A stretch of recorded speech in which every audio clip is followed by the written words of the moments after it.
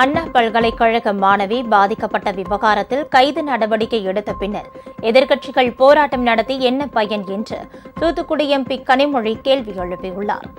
சர்வதேச மாற்றுத்திறனாளிகள் தின விழா கோவில்பட்டியில் நடைபெற்றது. இந்த நிகழ்ச்சியில் தூத்துக்குடி நாடாளுமன்ற உறுப்பினர் கனிமொழி, அமைச்சர் கீதா ஜீவன் உள்ளிட்டோர் கலந்து கொண்டனர். நிகழ்ச்சி முடிவில் செய்தியாளர்களை சந்தித்த கனிமொழி, அண்ணா பல்கலைக்கழகத்தில் நடந்த பாலியல் சம்பவத்தை அரசியலாக்காமல் பெண்ணின் எதிர்காலத்தை பற்றி எதிர்க்கட்சிகள் அக்கறை கொள்ள வேண்டும் என கேட்டுக்கொண்டார்.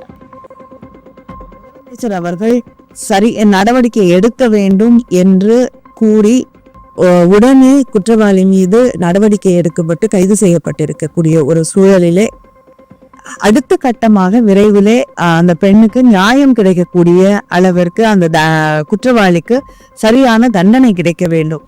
இதை நோக்கித்தான் நாம் செல்ல வேண்டிய அந்த கட்டத்தில் இருக்கிறோம். நடவடிக்கை எடுத்த பிறகு